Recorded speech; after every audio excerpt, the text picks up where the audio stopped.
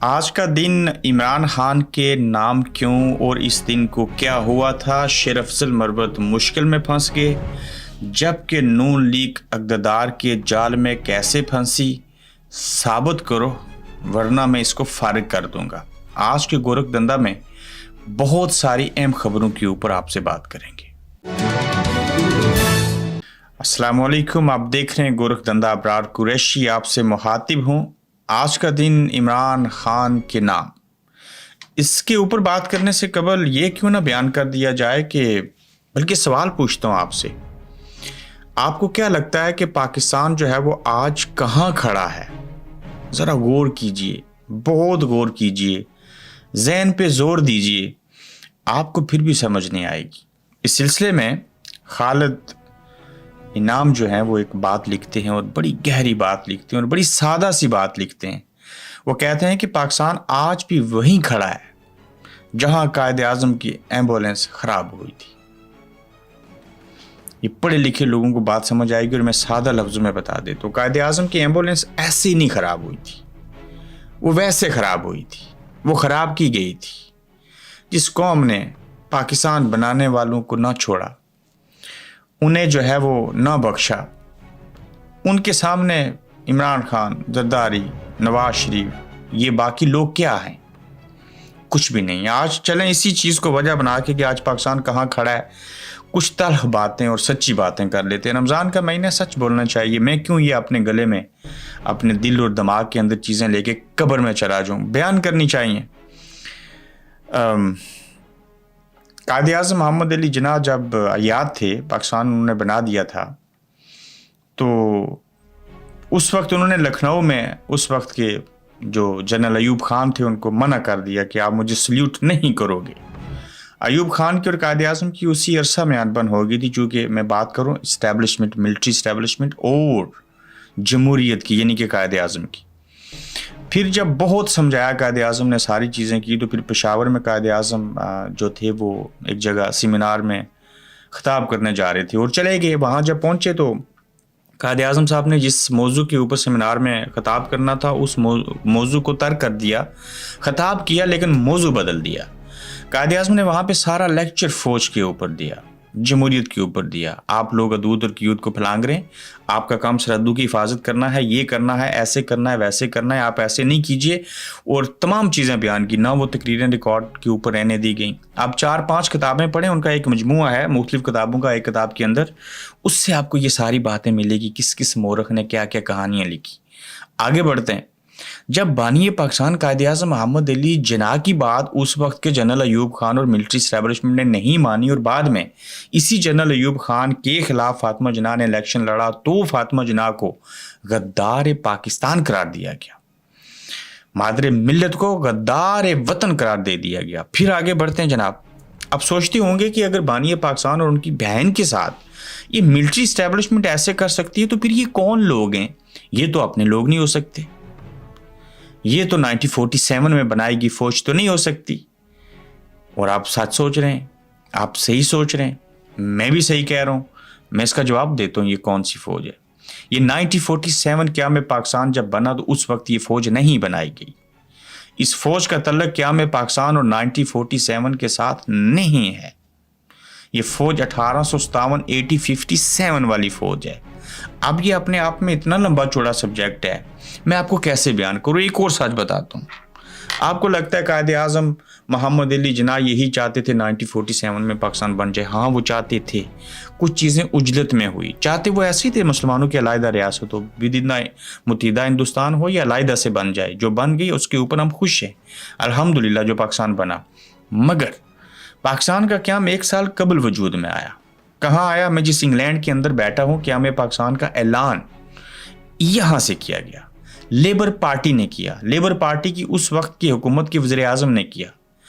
British parliament کے اندر، England کے اندر بیٹھ کے اعلان ہوا، ہم قیام پاکستان کا اعلان کرتے ہیں۔ یہ بھی اپنے آپ میں ایک بہت بڑا سبجیکٹ ہے اور یہ ایک ریالٹی ہے، لیکن میں اس کے باوجود خوش ہوں الحمدللہ وہ پاکستان بنا، اس کے اندر ہم رہتے ہیں۔ ٹھیک ہے اس طرح سے آزادی نہیں ہے، لیکن ہم بھارتی مسلمانوں سے لاکھ درجے بہتر ہیں۔ اللہ کا شکر ادا کرنا چاہیے، اور ساری چیزیں ہیں۔ آگے بڑھتے ہیں۔ اب یہ جو पाकिस्तान आज भी वहीं खड़ा है जहां कायद आज़म की एम्बुलेंस खराब हुई थी। नुक्ता समझ गए आप। अब आते हैं जी कि आज का दिन इमरान खान के नाम, आज का दिन इमरान खान के नाम और कैदी नंबर 804 के नाम। और क्यों? 25 मार्च 1992 को इमरान खान की क़यादत में उस वक्त की टीम ने क्रिकेट का वर्ल्ड कप जीतकर पाकिस्तान को वर्ल्ड चैंपियन बनाया। आज मुझे मेरे प्रोड्यूसर तैयारी करवाते हुए एक चीज़ भेज रहे हैं और वो लिखते हैं कि आज का दिन कप्तान के नाम और ये सारी चीज़ें तो आपने की, लेकिन किसी चैनल ने खबर तक नहीं दी वर्ल्ड कप पर, ना कोई रिपोर्ट चली। कितना डरते हैं। ये बताया उन्होंने कि देखें, इमरान खान ने आज के दिन वर्ल्ड कप जीता था, मुल्क को वर्ल्ड कप का चैंपियन बनाया था। इमरान खान आज वो वर्ल्ड कप जितवाने वाला कौम का हीरो जेल में है, ये अलग चैप्टर है, लेकिन किसी चैनल ने खबर नहीं चलाई। 23 मार्च के दिन जब बाकी वज़ीर आज़मों की परेड और बाकी चीज़ें दिखाएगी सोशल मीडिया के ऊपर, तो इमरान खान का नाम ही बतौर वज़ीर आज़म उसमें से काट दिया गया। तो भाईजान, किस कौम की बात करते हो? किस फौज की बात करते हो? किस हीरो की बात करते हो? कौन सा कैदी, कौन सी जमहूरियत, कौन सा इंसाफ? ये तो खिलवाड़ है। तो जिन लोगों ने कायद आज़म को नहीं छोड़ा, उसके ऊपर मैं यहाँ बैठ के मातम करूँ कि इमरान खान ने वर्ल्ड कप जीता था, ये कौम का हीरो है, तो लिहाजा उसकी तस्वीर, फ़ोटो और ख़बर क्यों नहीं चलाएगी? 25 मार्च 1992 का हीरो 25 मार्च 2025 को सलाखों के पीछे। आज के रोज़ इमरान खान की कप्तानी में पाकिस्तान ने वर्ल्ड कप अपने नाम किया था। आज इस वर्ल्ड कप को जीतने वाला जेल की सलाखों के पीछे है। इसके ऊपर मैं कई घंटे बात कर सकता हूँ, बहुत सख्त, तल्ख, अच्छी, सच्ची, खरी बातें कर सकता हूँ, लेकिन नहीं करूँगा। जो आपको चंद जुमलों में बात समझा दी वही काफ़ी है। इमरान खान ने कहा था, लोगों में अगर जेल में चला गया, मुझे मार दिया गया, तो मेरे जेल जाने पर मुझे आप लोग बाहर निकालोगे। अगर मैं दुनिया से चला गया तो आप लोग मुझे पीछे इंसाफ दिलाओगे। लेकिन बेहतर है जब इमरान खान जिंदा हो तो उसको इंसाफ दिलाइए। यही बात नवाज शरीफ साहब के साथ हो तो उनके लिए भी खड़े हो जाएं। यही बात बिलावल के साथ भी हो तो आप उनके साथ भी खड़े हो जाएं। क्यों? ये सब की जंग सिर्फ एक बंदे से, एक इदारे से है, तो उनसे जंग जीतना बड़ा ज़रूरी है। यहाँ एक और नुक्ता बयान कर देते हैं। आज ये मियाँ साहब जब आ रहे थे ना, प्लेटलेट्स ठीक होने के बाद पाकिस्तान में, और एयरपोर्ट के ऊपर बायोमेट्रिक हो रहा था, सब चीज़ें हो रही थी, और जो लोग मियाँ साहब का बायोमेट्रिक करवा रहे थे, उनको आमादा कर रहे थे, उनको तसल्लियाँ दे रहे थे। आज बच्चों के केस भी ख़त्म हो गए, सब चीज़ें, जो कुछ हो रहा था और ये सब कुछ किया जा रहा था, मियाँ साहब को नो डाउट फेवर दी जा रही थी, मगर इन चीज़ों के ऊपर क्रिटिसिज्म और वो जो चीज़ें फैलाई जा रही थी वो भी वही फैला रहे थे, वही कह रहे थे, उन्हीं के सुराग से निकल रही थी कि मियाँ को इस चीज़ को वजह बना के बदनाम भी करो। ये किसी के नहीं है। क्यों? ये 1947 वाले नहीं है, ये 1857 1857 वाले हैं। वो एक अलग मुल्क है, वो आपका मुखालिफ है, वो आपका सियासी दुश्मन है। वो नहीं चाहता ये इस्लामी जमहूरिया पाकिस्तान की रियासत के लोग मजबूत हो जाएं और पड़ोसी मुल्क जहां बाढ़ लगी है उनको फिक्र हो, और इससे बड़ी तो मिसाल हम नहीं दे सकते। तो ये कहानी है सारी। हम इमरान खान को सल्यूट करते हैं, हम उनको याद करते हैं, याद रखेंगे। उसने वर्ल्ड कप जितवाया था, पाकिस्तान का नाम रोशन किया था। ये पीछे पूरी वीडियो इसीलिए चलाई कि लोगों की याद जो है वो ताज़ा हो जाए। प्रोसिक्यूशन साबित करे, वरना इमरान खान बेकसूर समझे जाएंगे। केस फारग कर दूंगा। ये कौन है, कैसे है, क्या कह रहा है? साइफर केस की इस्लामाबाद हाई कोर्ट बेंच के दौरान समात गैर मामूली रिमार्क्स। ये सिविल केस नहीं है, ये बड़ा अहम नुक्ता आपको बता रहा हूँ। ये सिविल केस नहीं है बल्कि क्रिमिनल केस है, और मफरूजों पर नहीं जा सकते। साइफर डॉक्यूमेंट भी रिकॉर्ड पर नहीं, ना उसका मतन बताया गया कि क्या गलत इस्तेमाल हुआ या ट्विस्ट किया गया। प्रोसिक्यूशन ने बगैर किसी शक व शुबा के साबित करना है, वगरना शक का फ़ायदा मुलज़म के हक में जाता है।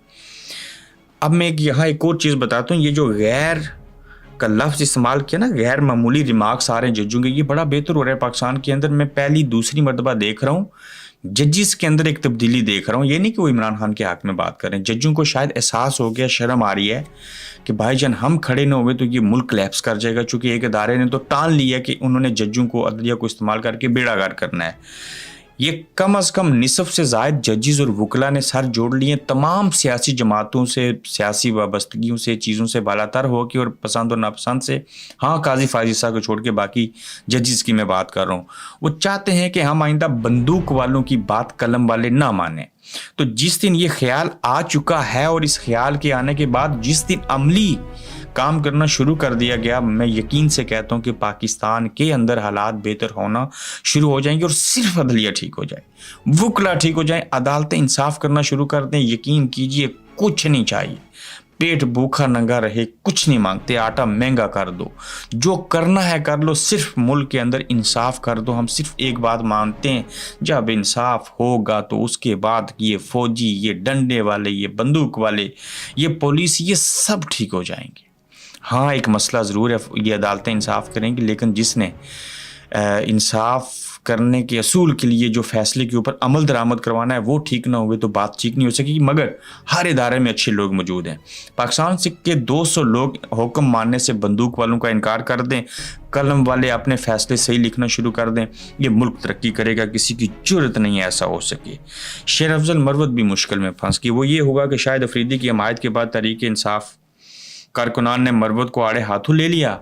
اچھا نہیں بول سکتے تو چپ رہنا سیکھو، کارکنوں کا مشورہ، مجھے مت سکھاؤ شیر افضل مروت، ہر کسی کو اپنی سوچ پرچار کرنے کا حق ہونا چاہیے۔ شیر افضل مروت شاہد افریدی کے حق میں بولے تو پاکستان تحریک انصاف کے کارکنوں نے جو ہے وہ شیر افضل مروت کی بھی کلاس لی۔